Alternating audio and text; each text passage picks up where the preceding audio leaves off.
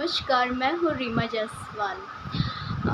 कल आपने मेरे लास्ट एपिसोड में देखा था मुल्कराज आनंद के अनटचेबल 1935 पे।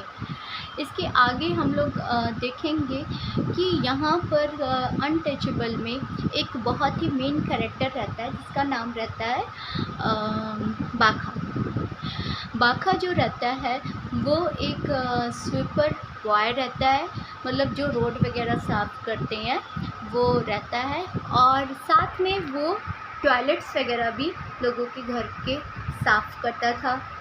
और उसकी एक छोटी सी बहन भी थी जिसका नाम था सुहानी। ओके।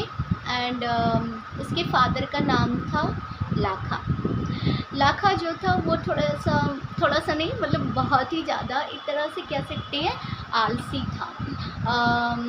और वो हमेशा बाखा को मतलब चाहता था कि उसका बेटा काम करे और वो क्या करे, आराम से घर पे सो जाए, मतलब बिना कोई काम किए हुए। ठीक। और जो बाखा था उसे बिल्कुल मतलब काम वगैरह मतलब करना बिल्कुल पसंद नहीं था। मतलब उसे इस तरह का काम नहीं करना पसंद था, क्लीनिंग वगैरह। उसे पढ़ाई करना बहुत पसंद था। वो एक तरह से लर्नेड मैन, मतलब एक अच्छा कह सकते हैं कि एक अच्छा आदमी बनना चाहता था, एक अच्छा सीखने वाला इंसान बनना चाहता था, लेकिन ऐसा पॉसिबल नहीं हो पाया। उसका एक रीज़न ये था कि वो लोअर क्लास से आता था। फिर ये कहानी पूरी एक दिन पे मतलब हुई है, मतलब पूरी जो इसका आप कह सकते हैं कि पूरी कहानी एक दिन, मतलब सिर्फ एक दिन पे पूरी लिखी गई है, या हम कह सकते हैं इसका जो स्टेज परफॉर्मेंस पे हुआ है एक दिन में हुआ है। ठीक है। तो यहाँ पर लाखा जो रहता है वो अपने बेटे को जगाता है कि तुम्हें काम करने नहीं जाना है क्या। और बाखा वो कहता है कि नहीं, मैं नहीं जाऊँगा, लेकिन लाखा बहुत ज़्यादा उसके ऊपर एक तरह से गुस्सा करता है। फिर उसके बाद बाखा बहुत ही इरिटेट होके उठता है, और फिर वो अपनी बहन को बोलता है कि मुझे क्या बोलते हैं, प्यास लगी है, तुम मेरे लिए क्या पानी लाओगी। एंड देन आफ्टर फिर उसके बाद जो सुहानी रहती है वो कुएं के पास जाती है, देखती है कुएं के पास बहुत ज़्यादा भीड़ रहती है। और उस टाइम ये एक प्रथा थी कि आप क्या बोलते हैं, कुआं है या टेम्पल्स हैं या किसी बड़े आदमी के घर में, ऊंची कास्ट के लोगों के घर में नहीं जा सकते, एंटर नहीं कर सकते, क्योंकि उस टाइम बहुत ही ज़्यादा छुआछूत अनटचेबिलिटी मानी जाती थी एक तरह से। फिर जो सुहानी रहती है, she was waiting for the water, but होता क्या है कि कोई भी उसको पानी नहीं देता है।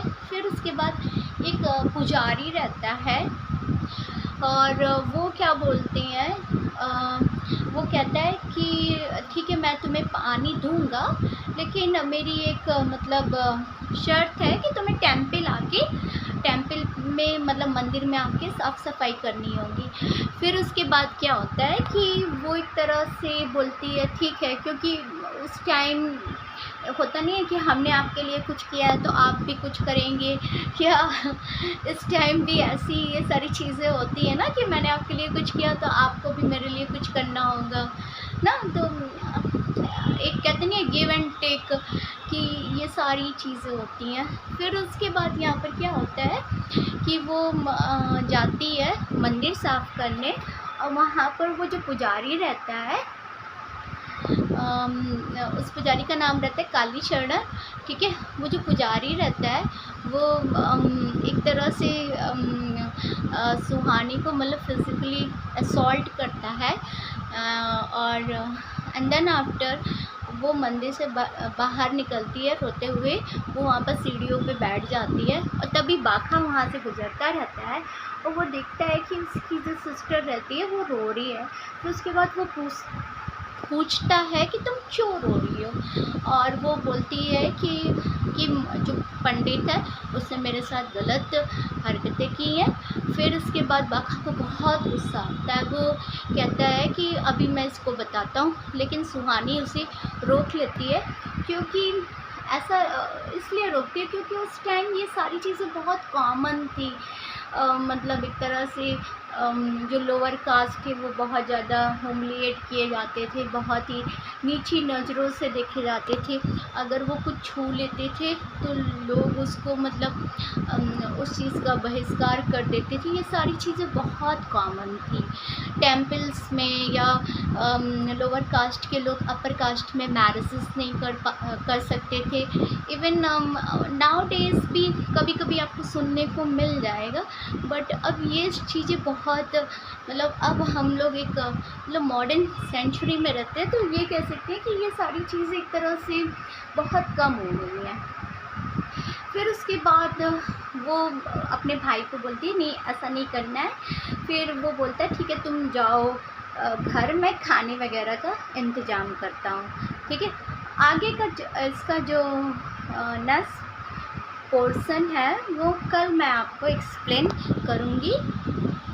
फिर उसके बाद कल हम लोग थोड़ा सा राजा राव पे डिस्कस करेंगे, ठीक है। कर्नल राइटर थे राजा राव, और बहुत ही अच्छे राइटर थे, और इन्होंने कांतापुरा बहुत अच्छी फिक्शन नावल पे इन्होंने काम किया था।